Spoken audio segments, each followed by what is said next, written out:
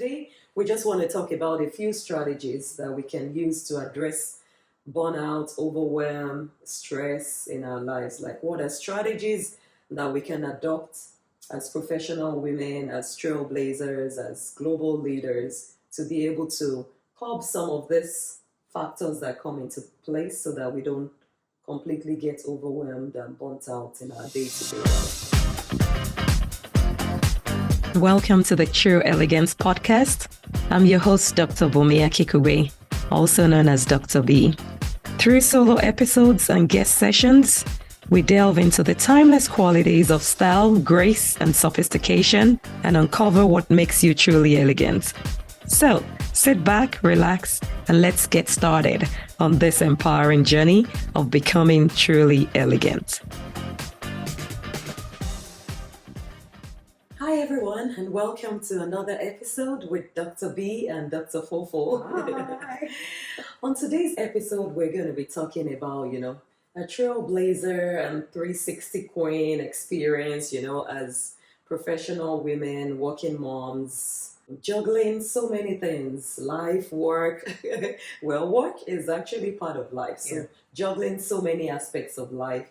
And sometimes you just can't avoid it, and you're faced with the issue of overwhelm, where your mental health and burnout and all those stress factors are like coming into play and trying to overwhelm you. So one thing that I've seen and I've practiced from time to time is just learning how to prioritize, and that is a constantly evolving thing. It's not your priorities today might change next week, they might change next year. So constantly looking at what are the top priorities that are on your plates, learning to define what is urgent, what is not urgent, what are things that you need to do, and what are things that you can let go and let other people take care of it. Because sometimes when we bring up so many things, we think we can do it all. And then it becomes a problem where you're like, oh my God, what did I get myself into?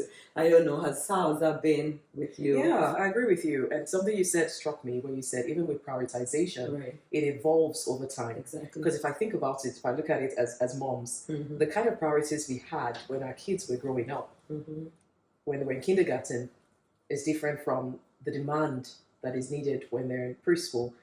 Now that we're moms of teens, like it's another whole ball game where they're getting into senior year. Exactly. And the requirements are different. And how you show up in the different situations, either at home or at work, can evolve. Right. And I've always learned the art of awareness, acceptance, and action.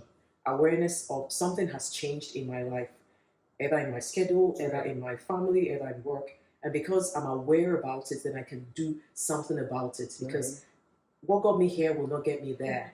And I'm sure you found that out too. So the moment you start realizing something has changed in your family setup or work setup, then you can see, how do I prioritize what matters to me at this moment versus what mattered to me 5 years ago. Right. Because even you are evolving and you're growing, and the things you liked 5 years ago is different.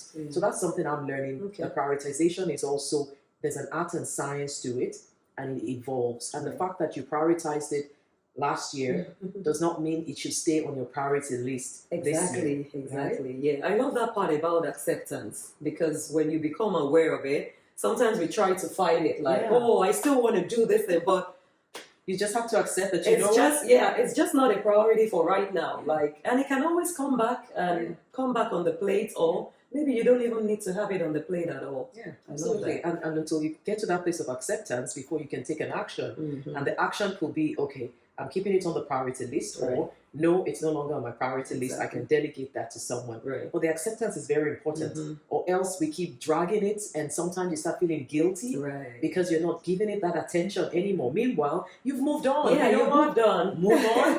That was then. This is now. This is who I am now. This is what my family needs now. This is what my work or my business needs now. Yeah. And once you can do that, then you stop feeling guilty about it, and then you can prioritize what's important. Right. And what comes out of that is also learning to say no, no to things, no to situations, no to demands, even though they might be good things, know. For example, maybe you have a lot of activities and they're inviting you to speak. I was reading a book recently about maybe a millionaire, I forgot his name. But like some folks really wanted him to come and speak somewhere, and they were offering him and doubling the offer and offered to send him a private jet. Like, we just need 1 hour of your time and it'll be done. But he had already decided what his top 3 priorities were at that point in time, and nothing will make him change it because it wasn't aligned to his plan and his purpose. So sometimes saying no is very much needed for us to be able to focus on what is important and avoid the overwhelm. Yeah, you're right. You're right. Yeah. Just this week, I was reading also there was a lady on LinkedIn post. Okay. Her business has gone viral. Mm. Okay, and because of that, always been invited. You see her in the papers and articles. But this week, she put out a post saying for the next few months, she's not going to be available for any speaking engagement.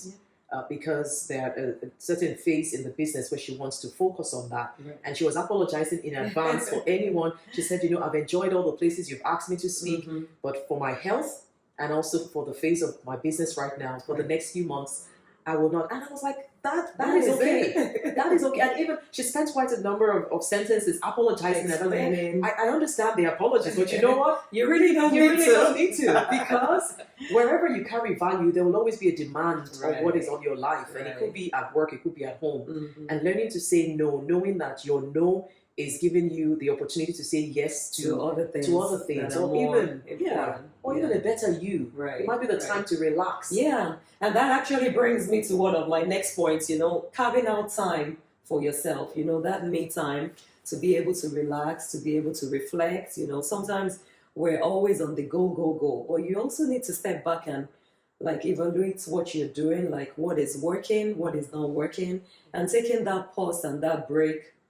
Sometimes to just stay home and do nothing. Sometimes to go on vacation. Sometimes to give yourself a time to hang out with friends. Just to get that relaxation, me time where you're not constantly on the go. Yeah, you're here with me. Yay. But you're right. And, we're talking about the kids and, sometimes always wanting to fill up space. Mm-hmm. And I realized that growing up, we used to have timeouts. Right. In school, if you remember, in staff school, we'll have the moments where they'll just ask us to put our heads on the table for a few minutes. Mm-hmm. It's meditation time. Right. But in the world of our business, our phones, our work, there's hardly that time. Mm-hmm. And like you said, we have to schedule yourself into your agenda.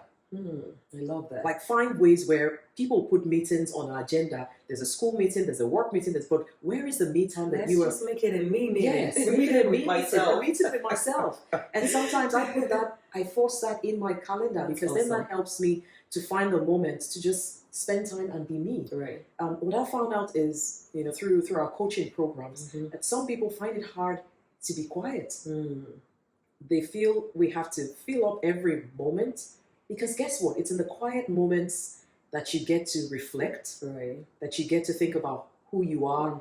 Am I really doing what I want to do? Yeah. Should I be changing direction? Exactly. You give your body the time to adjust as well. And it can be uneasy. Remember? Yeah. It can I be can uneasy. imagine. Because you're used to doing things. Yeah. And, just remember we're at the table and my little one was saying, "Oh, Mom, can I have a phone while we wait?" Yeah. And I'm like, no. There's a time to be bored. Like, be bored. Enjoy being bored is good. Yeah. So I feel that's an important one with prioritization. Right. In a world where we're in, let's be honest, it's not slowing down. It's going to keep ramping up and there will always be something fighting for our attention. Right. We must learn to schedule me time. And if it means turning off your notifications, getting off your phone, getting off other things that would normally distract you, just to give yourself that time to reflect and be quiet. Definitely. I think in the quietness of things, we find joy and we can resuscitate or at least replenish our energy. Right. Yeah. That's awesome.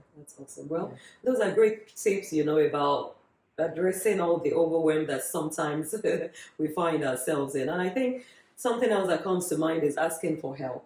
Yes, either in form of delegating duties to others, not just, at work, even at home, to the kids, to the significant other, to a nanny, to a house cleaner. Buy happiness wherever you can, okay? You know what? Pay for the help. Your kids will still love you if you don't make every meal yourself, okay? If I think about it, sometimes with my hectic travel schedule, I put a post on Instagram a while back where I said one thing I'm grateful for is while I'm away, the kids know how to cook. Yeah. They know how to clean. At this point in time, they can do their homework. Yeah. It wasn't always that way. Right. But I'm grateful that we're at that phase where they can get to do some things. But it didn't come naturally. It comes with start delegating right from when they're much younger. Right. Give them a little broom, even if they make a mess of it. You know what? Yeah, they'll learn. They're learning. Help them. Let them hand the plate into the dishwasher. They're learning little by little, and when they get to a stage where they can help a bit more, I find it a joy when I can come home and my little boy is like, "Oh, Mom, should I make you some tea?" Even if it's just to boil the water in the kettle. Sure, I would love it. Yeah, and part of it, especially on the home front, is establishing routines. Like even it helps the adults too. Although sometimes you think it's the kids you're putting in structure, but when they know what to do, when they wake up, when they come back from school, before they go to bed, then you don't always have to scream and shout and run after people. They know that at 6 o'clock, this needs to be done. At 7, you need to do the dishes. At this time, you need to get ready for bed. And it just kind of brings some structure and reduces the overwhelm on the home front as you're well. Right. You're right. And I know people have different ways, even when it comes to eating. Like, we have a routine where on a regular basis we review the food timetable. Right. Some people will be like, "What are we eating today?" I don't know when last you asked that question in my house. Because we just realize it helps us when we kind of have a little form of routine. Right. There's some relaxation in there on the days where you eat whatever you like, but most it of the be week, every day you like. So what are we cooking? What are we eating today? You would have planned that in your grocery schedule for the week. Yes, it's not when you need eggs you realize, oh no, we don't have eggs on. And then you run to the store after a whole day. Yeah. So do what works for you, but establishing some form of routine in some form can help with that overwhelm. Your to-do list or your not to-do list, it really helps in the midst of the world we're in. Definitely. So, another thing I think is setting boundaries.